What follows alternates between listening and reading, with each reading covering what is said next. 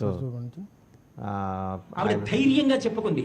అంతరిక్షంలో 6 నెలలు ఉన్నా నేను భయపడకపోవడానికి 2 కారణాలు. నేను అంతరిక్షంలోకి కూడా నాతో పట్టుకెళ్ళినవి 2. ఒకటి వినాయక ప్రతిమ, 2 భగవద్గీత. నేను ఎక్కడికి వెళ్ళినా ఈ 2 పట్టుకెడతాను. వినాయకుడు నా చెంతనుండగా, భగవద్గీత నా పక్కనుండగా నాకు అపజయం లేదని చెప్పుకుంది. I really appreciate my Indian heritage and was glad I could bring part of it with me to space. Ganesh has always been in my house. Everywhere I've lived, I've had Ganesh, and so he had to come with me to space, of course. And Indian food, you can never get enough of Indian food. I was so excited to come here to know that I would be eating Indian food, so I had to make sure I had samosas in space with me. Bhagavad Gita, and this last time I brought a small copy interpretation of Upanishad with me.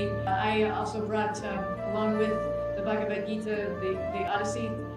And I thought that was also quite appropriate to be in space and have those types of things to reflect and read about. Right. Vasudev గారు ఒక మాట మీరు అది చెప్పారు కాబట్టి, దేవుడు అనేది నమ్మకం అండి.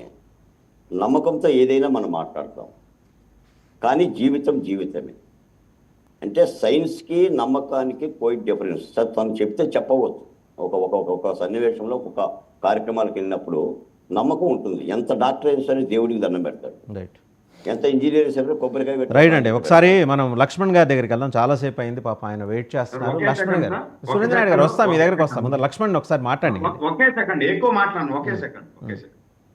ఇప్పుడు పెద్దలు చెప్పేశారు దాని గురించి. ఇప్పుడు నా బిడ్డ డాక్టరు తెల్లవారుతో లేచి సూర్య నమస్కారం చేస్తాడు, తెల్లవారు లేచి దండం పెట్టేసి ఆ వైద్యం చేసేదానికి పోతాడు. దానివల్ల సైన్స్ నమ్మనాన్ని కాదు, విశ్వాసం అంటే ఆత్మవిశ్వాసం పెరుగుతుంది సార్. నేను దండం పెట్టుకుంటే నాకు ఆత్మవిశ్వాసం పెరుగుతుంది. నా సెంటిమెంట్ అది. నేను నుదుటిని బొట్టు పెట్టుకొని వచ్చాను అనుకోండి, నాకు పోయినటువన్నీ జయం జరుగుతుందని నా నమ్మకం. ఆ నమ్మకాన్ని పెంపొందించినారు వాళ్ళు, అంతే.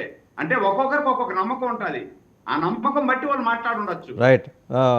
ఒక మాట లక్ష్మణ్ గారి దగ్గరికి వెళ్దాం. లక్ష్మణ్ గారు, ఏంటండి 1,00,000 కోట్లు మన సంపాదన, కానీ మనం 3వ ప్లేస్లో ఉన్నామేంటి? ఏడీఆర్ లెక్కలు చూస్తే జగన్మోహన్ రెడ్డి గారి సంపాదనలో అదే అత్యంత ధనికుల్లో 3వ ప్లేస్లో ఉన్నారు. ఫస్ట్ ప్లేస్లో చంద్రబాబు నాయుడు గారు ఉన్నారు. ఇదేంటి అరాచకం ఏంటి? ఆ 1,00,000 కోట్లు ఏమైపోయినాయి? లక్ష్మణ్ గారు. వాసుదేవన్ గారు, మీకు ప్యానల్ ఉన్న పెద్దలకి, నవ్వులాంటి వీక్షలకి, యజమానికి హృదయపూర్వక నమస్కారం. ఏడీఆర్ చార్ట్ కూడా చూడొచ్చు మనం, మీకు కూడా మీ దగ్గర కూడా ఉండే ఉంటుంది. చూసాను. అంటే ఏమైపోయినాయి, ఎక్కడ దాచారు మిగిలినవన్నీ? ఏం లేదు సార్, ఎందుకో నేను ఆ ఒక్క పాయింట్కి వస్తున్నాను సార్ వాసుదేవన్ గారు. నేను దాదాపుగా 2014-13 నుంచి స్టార్ట్ అయ్యి 7,500 టీవీ డిబేట్లో మాట్లాడాను. కానీ ఈరోజు కొంచెం ఎందుకో తెలియనటువంటి నాలో ఒక ఇబ్బంది డిబేట్ నుంచి మొదలైందండి. తెలియని ఏదో ఒక ఫీలింగ్ అనేది. అది ఎంత ఆపుకుందామని ఆపుకోలేకపోతున్నాను. ఏంటో నాకు అర్థం కాదు. అంత కొత్త విద్యార్థులాగా తయారయ్యాను. మళ్ళీ కొత్తగా నేర్చుకోవాలేమో, మనం ఇవన్నీ చేసినవి కాదు, మళ్ళీ నిరంతర విద్యార్థులాగా నేర్చుకోవాలని అనిపించింది ఒక మనసు దీనిగా.